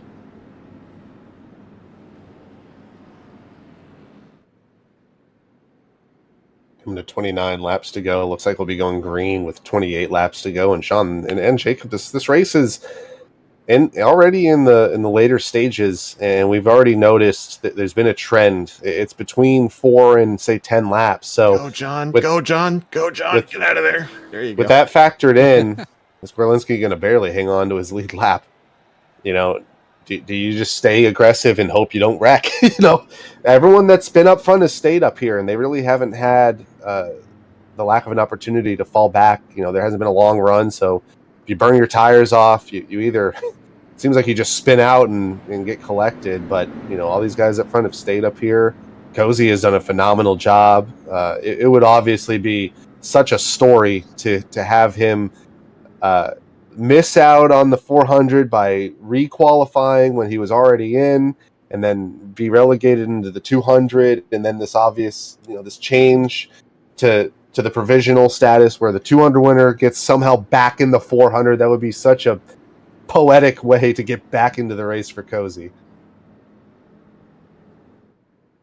Might be the greatest drive in iRacing history if you were to pull that off. That is nothing harder to do than win this race and the 400 in the same week. That would be quite the feat. Oh, update from the Garrett Mains number 12. Apparently the power is out, but he's still on track. How is that possible? What? Does he have a generator there? He has a power backup? Huh. He's still going. There he is. There he is. Guess Jason Mains has a backup generator in the old household. There we go. Twilight Zone for Garrett Mains. All right. Well, and he's had a rough go of it. Remember, he was involved in an early crash. He's still out there. Meanwhile, about set to go here. Let's get a weather update if we can, because this track is again. It's hotter. It's turned up the heat by about 10 degrees now as we're getting set for the restart. Michael Cozy Jr. Ooh. Track temp 104. Green flag. We're back to racing. Cozy your leader. Then Smith, Davis, Rabideau, and Tires. That's only going to make these cars harder to drive. Davis did not get up to speed, and they are 4 wide going to turn 1. Are they going to make this? They are. Yes. Oh, watch out the teammates. Tucker Minter and Jordy Lopez nearly wrecking it. They got to get this together. Jordan Worth 3 wide in the middle there, my pick, as they're coming right in your living room or wherever the heck you're watching this thing. Look at all of them go there. Everyone back here is just like, yeah, I'm just going to sit and watch all of them do their thing up there. Single file back there, Kevin, I think is the right call. Jeremy Yeah, I'd say so. Look at Out this. of control. Man, oh man, here comes Keister roaring around the outside of the racetrack, looking for the lead on 4 tires. Here comes Colin. And again, Cozy and Aaron Smith are on 2 tires on this pit stop, so we're going to be paying close attention to them after what Dylan Alt just did. You got to factor in there if that's going to happen to them. We'll see, but Keister with the grip advantage should be able to get this lead out of 2. And all of our picks, 3 of the top 6. Got Cozy on the inside. Here comes Rabideau looking 3 wide. Smith gonna back out of it. Here comes Worth on the inside of that third lane, or third car in that inside lane.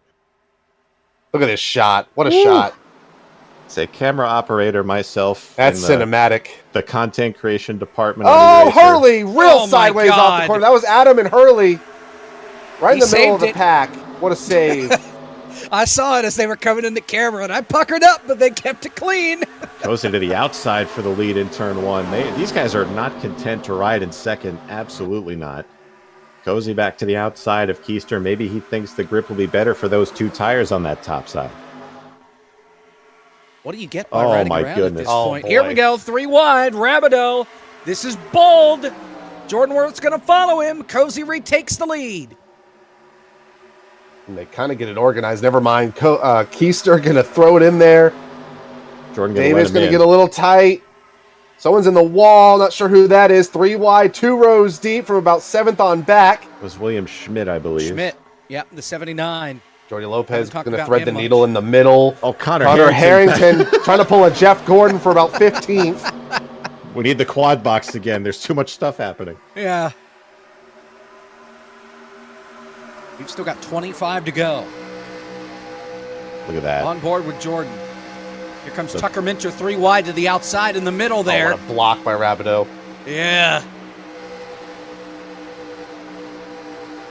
If I know Jordan like I think I do, he does not like where he's at right now. The way these guys have been racing. I feel like Cozy's the way still his your car leader. has been, he's had a very quiet race. He's ran between 8th and 15th, and it's go time. We're at 24 laps to go, and with all these cautions, you don't know how many more green flag laps you're going to get. Still side by side. Rabideau doing a really good job on that high line. Cozy doing just as good on that inside line on those older tires.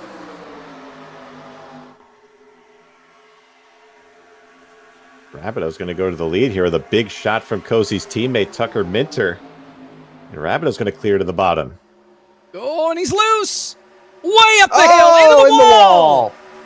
Couldn't hold it down there, and Rabideau will fall all the way to the back of the pack. Is that the third car in the second half of the race that has walled it in 3 and 4? That's been the story. Guys getting up front and just getting real loose. All that air to the nose just pins it and sends it around. And remember, he was on 4 tires. He was not Jeremy on 2. Davis. Speaking of 2, Keister! Give him some saved room, man. it. How did they not wreck? Now look at this, guys. All 3 Altus boy. cars at the front of the field. Up there 3 wide again for 5th. Worth underneath Davis. Oh, and Miller's Miller in the wall. into the Tom wall. Miller. Hang on to it, son. 4 cars. Oh, keep it on the wall. Oh, my Yeah, gosh. we're good. We're good. What is happening? Oh, Fern gets they're sideways. not These done cars yet. are driving terribly. No, they're driving Nah, good. they're driving good. This is incredible. We should have wrecked 3 or 4 times there. Yeah. Altus 1, 2, 3. Keister 4th. You've got Jordan Worth 5th, then Davis, Smith, Cabot, Philip Kraus, and Santi Tires back here, as well as that white machine down there on the bottom of the racetrack. That's Yusuf Gailey in the 48.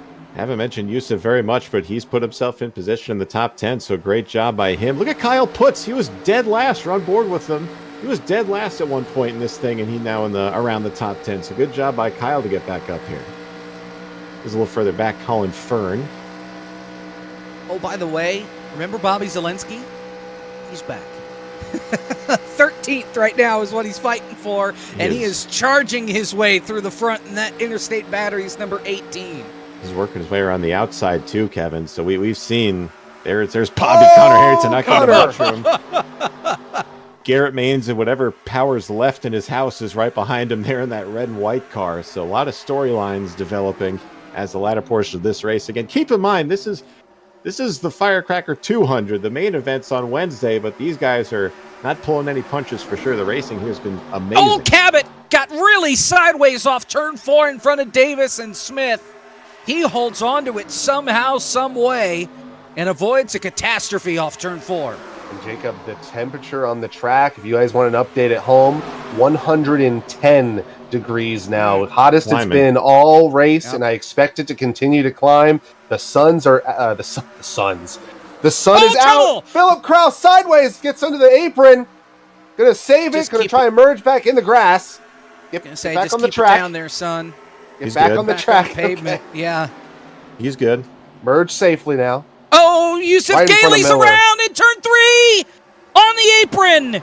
Saving it. Oh, what a save. Oh, my gosh. Oh, goodness. 19 to go. Are we sure? Yes. 19 more green flag laps is the question.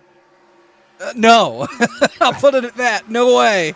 These guys are a lot more spread out than we've seen all race, and I think that track temp is definitely attributing to that. Cozy's still out front. Oh, Gailey's around again. Caution's out. Into the inside wall. Now more trouble. Down the back straightaway. Thomas Miller, Daniel Adam, and more. Philip Kraus. William Schmidt involved. Does that count as a blowover, Kevin? It was close. Upon further review. I don't think so. I don't know. But I feel like that's a 0.5, I think. Man. And it started coming off turn number 2, back outside the top 20, where there was contact with Philip Kraus, who had already had his moment. Gets into the back of William Schmidt here and just review. Bad place and up in the air. That is not a blow over. Car got airborne, but not a true blow over. It's a blow. Frisbee. It's a blow. It's a low blow. It's a frisbee. Oh, man. Let's take another look here. Poor Tom Miller. He was having such a good run here. I think it was a badly timed move by Philip Kraus. Watch the purple car. Thinks about going 3 wide, commits to it at the last second, and just gets right into the rear of Schmidt. Watch the 9 of Eli Sasek slicing through and missing the crash. Again. Yeah. How many? He's been involved in 4 wrecks, I think that is, for Daniel. That's at least 4. Yeah. At least we've 4. We've only had 7 cautions. This was earlier. This is on board with Kraus. This was. Is this Yusuf? I'm sorry. This is Yusuf Gailey. Yeah. Gets the apron a little bit. And he spun it again then off 2. Wow. He went down and hit the inside wall as the rest of the field was flying apart there off 2. So this is going to be good for Cozy, Kevin. He was on those 2 tires in that run, so he gets to put 4 on now. So good call by him. Did a fantastic job, I would say, in terms of managing his track position. Stayed in the lead thanks to his teammates. Do you take 2 again? Absolutely not. I don't think you want to put 4 tires on. Oh, Collinix missed his box. Yep. It's going to be the theme between tonight and Wednesday, man. I have a feeling. Is that Tom Miller missing his box? If you're watching and you're in the race Wednesday night, practice your entry to the pit box. Already done that, so we're good. Because a lot of people have had issues. 2 tires. Oh, boy. And Cozy is going to beat him off pit road, I think. Nope. No, they're going to score Collinix out in front. Oh, boy. Alex Collinix. Just 22nd, the lap before that last caution was a lap down 2 cautions ago. Talking about track position, I'd say it's more important than tires at this point. Word from the Jordan Worth camp, he missed his box. Ugh. Goes from top 5 back to 13th off of pit road there. Not ideal. Not ideal at all. There's a replay of something, I'm sure. Oh, this is Collinix. The race off pit road. Man, wow. Yeah. I couldn't get a good angle of it to see if Kalnick's got there or not. This is on board with Eli Sasek here. Yeah. Oof. On the brakes, through the grass. Hanger right. Clear. Good stuff. I'm through it, Harry.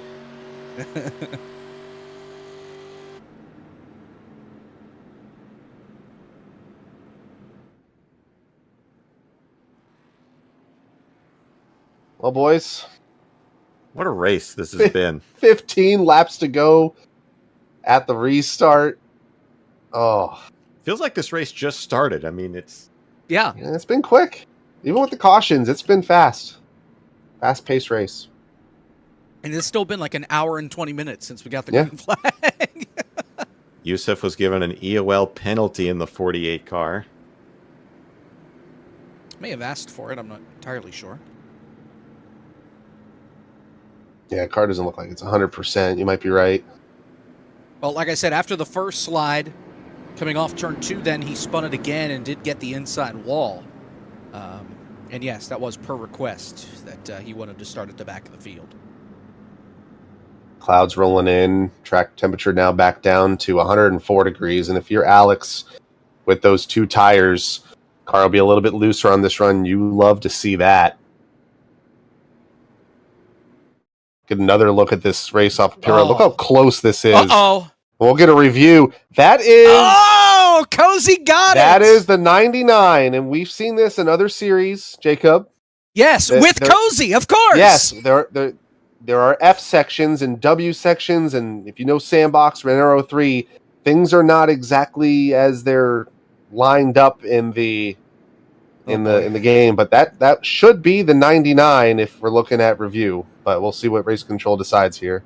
Great camera work by our crew, by the way. Big shout out to our production crew, Zach Johnson, all our camera operators. Yeah. Excellent job all night. Now, it looks scoring like is at the rear of the car, so they are going to give it, per race control, to Alex Kalnick. Zach is right. It is in the center. It's in the middle of the car. Yeah. If you remember, Well, you Moon Car fans, me and Michael Frisch had about a 45-minute debate afterwards, and one of our races ended that way, and that's how we found that out. So, the more you know. All right. Well, we are getting confirmation that it is in the middle of the car. Nonetheless, Kalnick is out in front by a hair over Cozy. We'll see if it hurts. 15 to go. Green flag. Let's go in the Firecracker 200. Look at this gap right here with Jordy Lopez back to Bobby Zelensky. Not sure if that was organized Oh, or trouble! what. Aaron Smith, Kyle Putz into Putz! the inside wall. Hard contact. Wow. Look out. Still green. No caution. Putz is out. Smith will be able to keep going, but he will not be in the draft at all. The field's in 2. That's going to break up this field significantly. Oh, About man. top 16, 17 cars separated, and then you got about 7, 8 cars up front. Battle for the lead. Here comes Tucker, Minter, Jeremy Davis on the inside. Cozy left out to drive for now. Kalnick's the big loser on that restart. He is sideways through the corner, right on the outside of Zelensky. Those guys have been loose all race. That's a recipe for disaster. Oh, Jeremy B. Davis popped up in front of not Cozy. clear. Yeah, he about turned himself to the outside wall. Cozy cuts it back to the middle. 3 wide for the lead to turn 1. And here comes Altus. Man, Tucker. Davis He all was on the wall there. sideways. Tucker sideways. The Altus car is out front. Keister pushing Minter Oh! off the corner. Man. That would do it. Gosh. Cozy back in front. They are 3 almost wide. Here 4 comes wide. Tires. Oh, man. Look at that green car up there. Bobby Zelensky. Made his way back up. Cozy loose off of 4. Which lane does he block? They're going to be 3 wide for the lead. They split him, but Tucker's going to pick him up. Good thing of having 2 teammates. Jordy Lopez Jr. to the front. Cozy about got squeezed. Here comes Zelensky on the outside, 3 wide. 3 wide, 2 rows deep. I don't know if that's going to work. Here comes Keister on the Kalnick. inside. Big momentum. Oh, he's going to save it. What a save by Kalnick. Those 2 tires not paying off. Going to fall outside the top 10. Still 3 wide now for second. Cozy get a huge shove from Minter. Oh, my goodness. And Santee has now made his way into the mix, into 5th. So is Jordan. Altus Jordan's cars. back up there. Yeah, Altus cars lined up on the outside now. You've got Tires and Jordan Worth down on the bottom with Cabot. And now Cozy has to block. Take notes, 400 drivers. You want a car that can stay up front and lead. You do not want something that's loose in front. And right now, those Altus cars have honestly just been hooked up front, and they have stayed there the entire race. 12 to go. Man, Minter. Now, keep in mind, there are already 2 Altus cars in the show for Wednesday. If Cozy or any of these 3, Minter or Jordy included, that would make it another 3-pack for the Altus cars. Oh, man. That could be fun on Wednesday as far as maybe teaming up and getting to the front and staying there. But Cozy's going to get passed by his teammate. Here comes Minter on the outside. Oh, Cozy, hang on to it, son. Colin Keister is not afraid to use the rear bumper or the front bumper of his car on board with Santee. He doesn't know where to go. He's just filling the hole at this point. 3 wide for third right now. Keister making his way up through the middle. He's clear for second.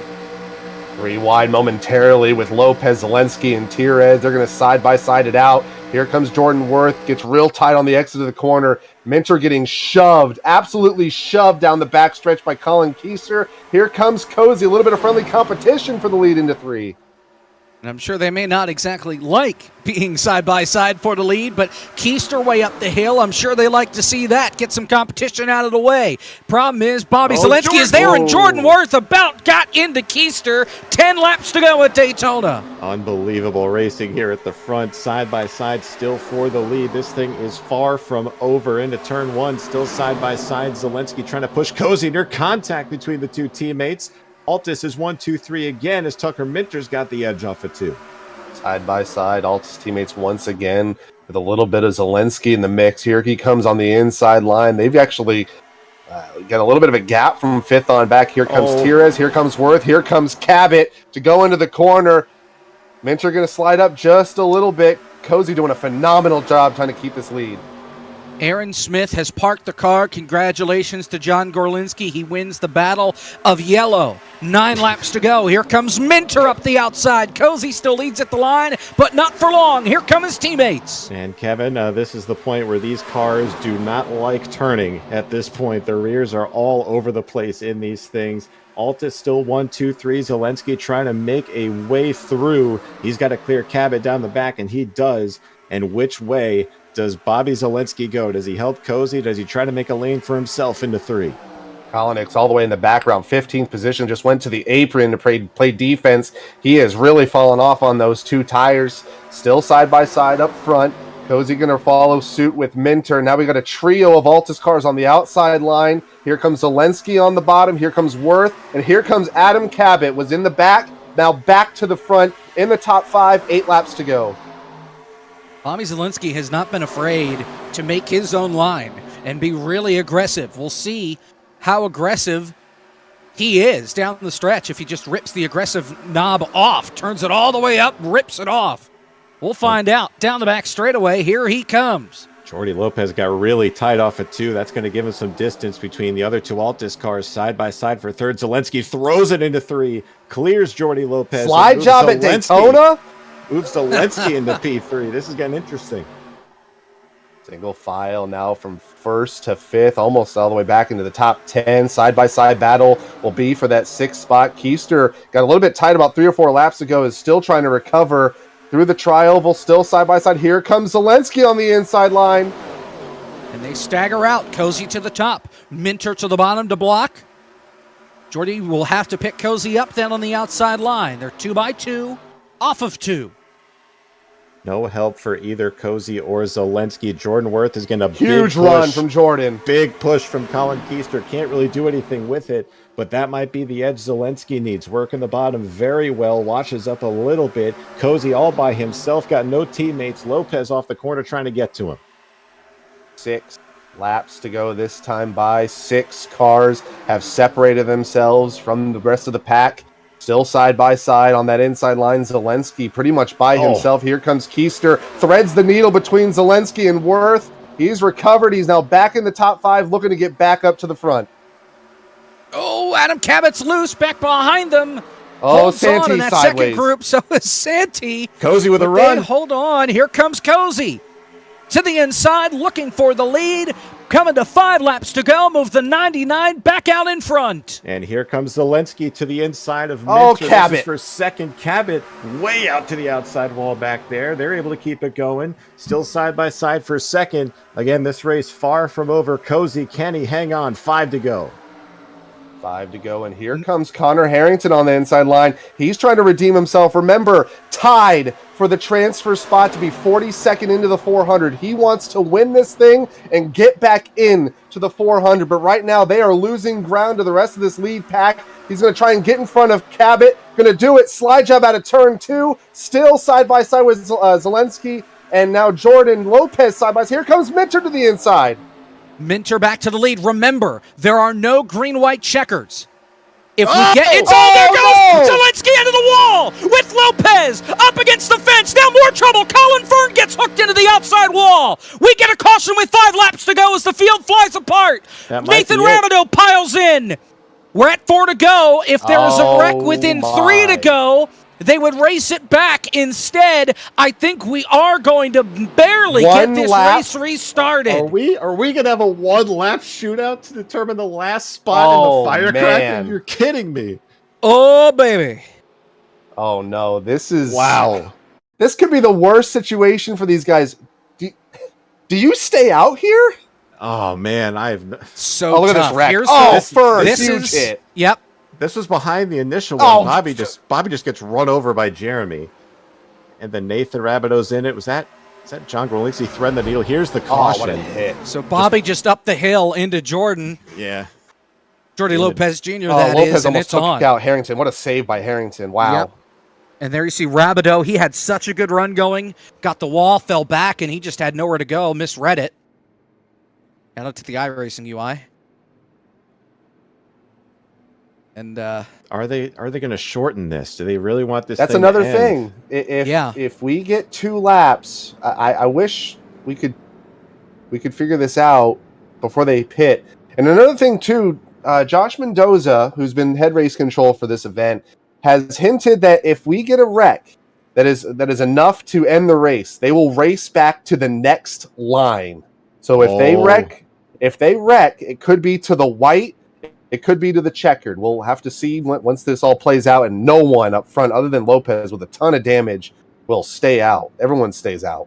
Are we loving this? Zelensky, Tires all come to pit road. Lights still on the pace car. If they shorten it, I'd imagine it might be coming down the back. It does not get much more dramatic than this, guys. How about it? Here's another replay. Let's see. On board, this is John Gorlinski. Winner of the yellow somehow challenge. Made his way through this. Did he lift? Oh, hello. Oh my goodness. Oh my gosh. And goodbye wreck. Don't take notes. That's not how you're supposed to do that. But hey, it worked. Yeah. So here's on board the pace car. It has been shortened. Lights out. We get a 2-lap dash to decide who makes the Firecracker 400. First on 4 is Santi Tires in 16th position. Wow. Watch the 24 on this restart. I don't know if he can make it that far up, not because if of he gets 2 laps, he might. But I'm just worried about the guys around him. You make one mistake with so many wild cards in front of you on older tires, it's going to be darn near impossible, I think, for Santi to make it up there. But we'll see. He could be a factor. Oh, my heart. I am happy I know. I'm up here for this race and not down there for this. That's for sure. Man. What's stopping this from happening Wednesday, guys? Oh, it doesn't happen until Wednesday, so we got time. All right. Tucker Minter trying to go to victory lane and make the Firecracker 400. Michael Cozy Jr. trying to keep 2 in a row intact if he can win this race. Third place, Colin Keister. He was the first guy out barely. Had the same time in qualifying, but was the first guy to go home to the 200. Jordan Worth, the hometown boy. Connor Harrington, also tied with Keister. Green flag, 2 laps to go in the Firecracker 200. And immediately they get to the bottom. They are not going to get out for that bottom. Look at Adam Cabot. Adam Cabot trying to get under Harrington. Harrington throws the block. They somehow keep it straight. And here comes Alex Kolinix, the first car to the outside. Single file, the first 7 positions. Here comes Kolonix trying to get that second lane Oh, Dylan to Alt generate. is around. Oh, he saved it. What a it. save. More trouble front. behind. We stay green. Up front, here comes Keister to the outside. Keep it Cozy green, with no please, help. keep it Here green. comes Jordan Worth. 3 wide for the lead to turn 3. Oh, they are very tight. Keister pinching. Minter loose in the middle. Cozy to the lead on the bottom. Are they going to keep this together? Cozy washes up. Oh, no. Teammates into the wall. Big crash off turn 4. Will we see the caution? Now they're coming back up the racetrack. A blowover. Cozy's your leader. They are Last going lap. to go to the fast. They're going to the finish. 1 lap to go. Here comes Worth. Cabot on the top. Here comes Garrett Maines on a backup power generator. Sideways. Worth. Going is around. Cozy, no. your leader.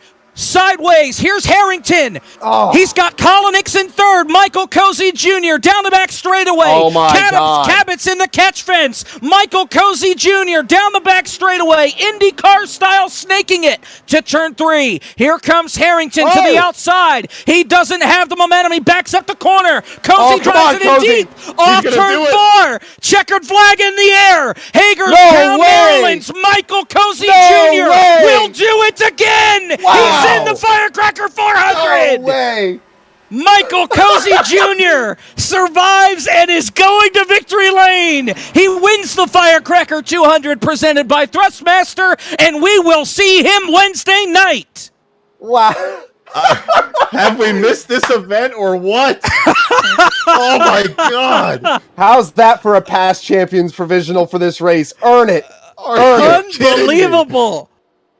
The most clutch sim racing driver ever, says Schildhouse. You'll hear him Wednesday, and I don't disagree. Unbelievable. Oh, man. Catch your breath, everybody. What in the world for those last 2 laps? I can't believe it.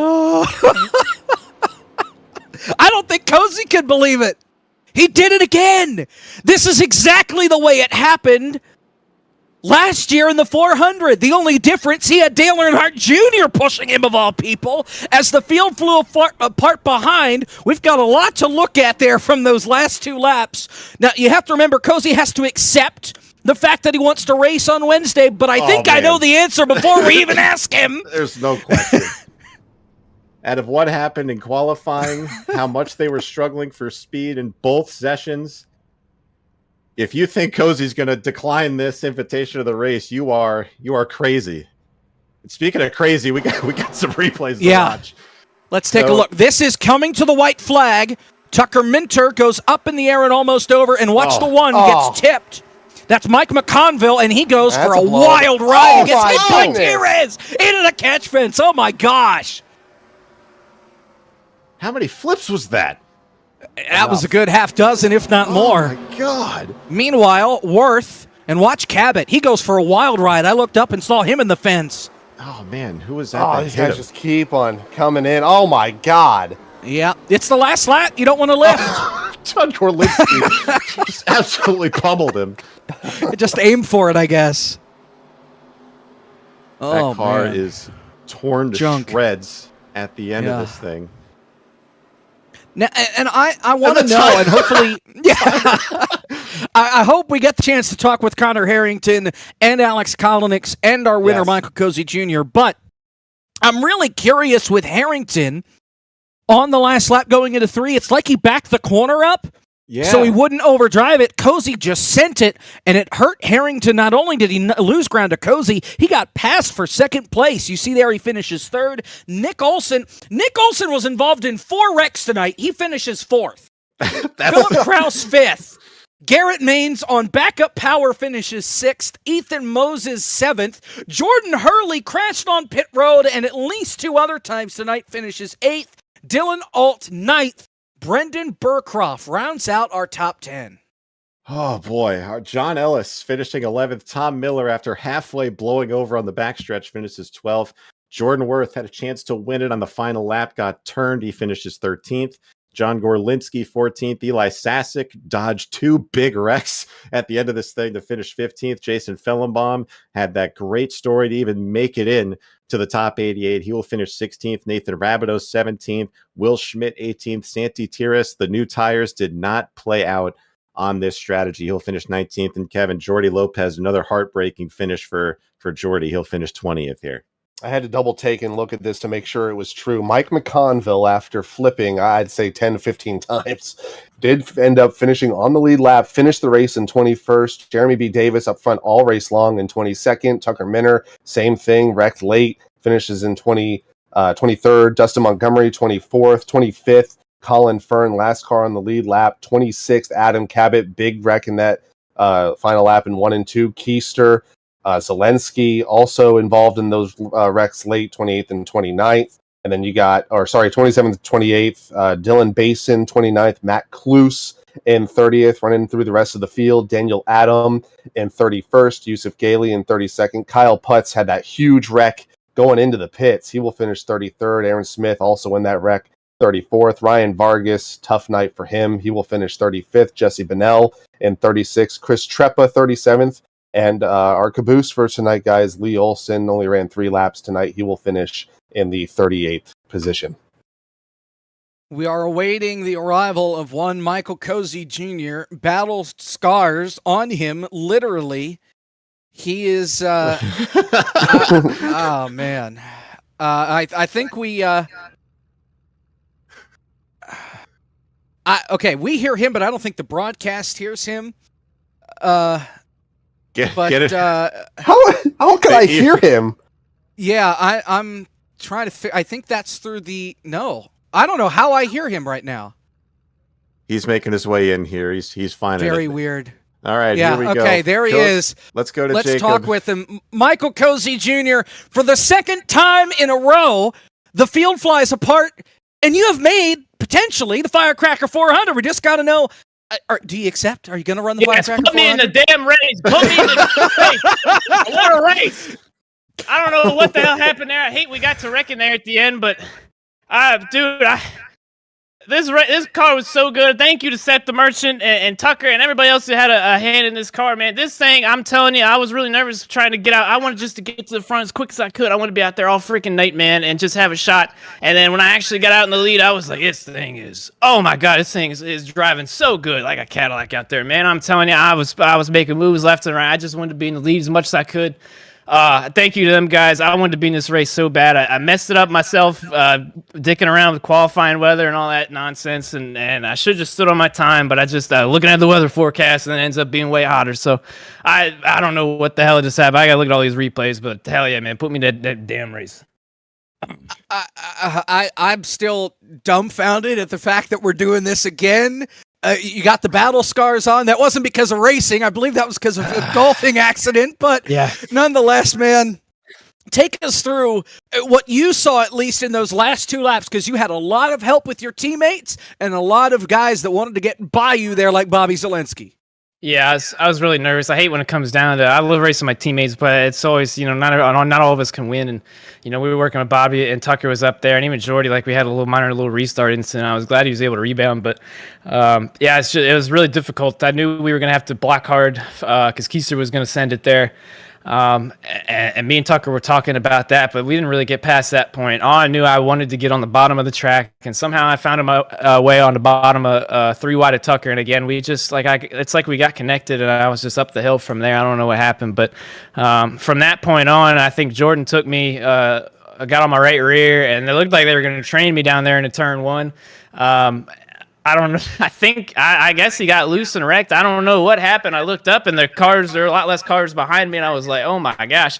I was trying to brake draft as hard as hell as I could down the backstretch, and I got going through 3. I didn't lift, I don't think. I just sent her down in there. I was like, oh my God. Like, I saw Connor backing up. I told Travis, I was like, they're not going to catch me. They're not going to catch me. Oh my gosh, we're going to do this thing again, man. I screamed so hard, I tore my whole stream down and short-circuited my stream deck, man. But damn it, we're back. I'm glad everything is back in one piece on your end, and now I'm curious. You've made the 400. I know there's a Coke race tomorrow. You've got a lot of laps that you got to do between now and then on multiple ends. So what's the plan now for Wednesday? Because you got to figure something out now. I've been on iRacing for a lot of years, man. This is definitely the most stressful I've ever been on the service. A lot of important events. I'm going to see Oppenheimer tomorrow morning. I don't care past that point. We'll see what happens there. I'm going to go watch that movie, and then, we'll figure it out then. I think we're pretty practiced well for New Hampshire, I hope. Going to have to qualify well and not get junked again. We'll see. And then Firecracker, just put me in the show, baby. Anything can happen. We'll be seeing you on Wednesday. Michael Cozy Jr. out of Hagerstown, Maryland. Congratulations. You're back in the Firecracker 400. Best of luck, and we'll see if you can pull off the double. The 2 in a row on Wednesday. Let's go, baby. Let's go, baby. Thank you. Altus Esports, Michael Cozy Jr. Hell yeah. Victory Lane at Daytona. Once again, your Firecracker 200 champion this time around. I believe, are we going to get to talk second place or third? I don't know who's here. I don't know where we're going from here. Somebody's got to tell me what we're doing next, because now that the race is done, wow. I think I caught my breath after that. I'm not even driving, but holy cow, man, that was one of the best sim racing races I have ever witnessed in my life. And there you see, it is official. Michael Cozy Jr. will be in the Firecracker 400 race. Wouldn't be the same without him in it. And he joins the likes of Dale Jr. and Kyle Busch to start as a provisional in this event. And I don't think there's a harder thing to do in sim racing than what we've kind of developed here, winning the Firecracker 200, starting last in the Firecracker 4, well, second to last, with Alec Martinez accepting the Wits last to first challenge. But man, history tonight at Daytona. I'm speechless. What a damn race this was. In a preview, I think of what's to come on Wednesday. Unfortunately, we saw a lot of people, a lot of drivers who did not hit the balance on the cars, and we saw people wreck. And I think a lot of these guys got a wake-up call in the garage of these 400 teams. So, get to work. And I know we're going to have to tomorrow and even maybe later tonight. We'll see. But, what a race. I feel like, things just happen a certain way. And, we talked about it and we were hinting at it. And we read the script, I guess, because Michael Cozy Jr. Unbelievable. Did the unthinkable. We talked about it ad nauseum, took himself out of the race. And, we had thought, every year it seems like, a pro driver or, someone who runs in real life, like a Dale Jr., Kyle Busch. Hell, I heard Brody Kostecki's name being thrown in the mix for potentially being a provisional. And they decided, last minute, let's make this, for the drivers who have worked so hard at this. And sure enough, Michael Cozy Jr. gets to do something that no one else has done. Run the 200, win the 200, win the 400, possibly on Wednesday. He's done it once before, and we've seen him do it on a much smaller scale tonight. And you have to remember, he's going to have 2 teammates with him along for the ride in the Firecracker 400, just like tonight. We'll see how well those teammates work together in the end. I'll tell you what, folks, it has been an absolute blast with you tonight for the Firecracker 200. David, Landon, and Parker will be in these seats, not these exact same seats, but they'll be in these squares. They can come over, that's fine, they can watch. They'll be in these squares on Wednesday night. I don't know exactly what time we're going live, forgive me, but I believe the green flag is coming up a little after 8 o'clock on the Eastern Seaboard on Wednesday night. We got work to do on Wednesday, boys, to top this. This is tough, for sure. And I've done the homework, I think, a little bit for Landon and Parker. Key to the race, tires. If we learned anything from tonight, if those tires have any sort of wear on them, good luck. We'll just have to wait and see what happens. From everybody behind the scenes on a camera tonight, I think there were 4 of them in total. You guys killed it. Great work all night long. Zach Johnson pressing all the buttons behind the scenes. He did a phenomenal job in getting us on the air, keeping us on the air, and bringing this fantastic event right to you. For the folks alongside me, they get to go on the racetrack on Wednesday. Kevin McAdams, Sean Butler, gentlemen, good luck to you. I understand that I might be walking around with a clipboard in one hand, microphone in the other, down on pit road on Wednesday, so I might see you then as well. Like I said, David, Landon, and Parker will be right here with you, flag to flag, on Wednesday night. Thanks so much for watching us here on eRacer. Wednesday night is the Firecracker 400 presented by Thrustmaster. We'll see you then.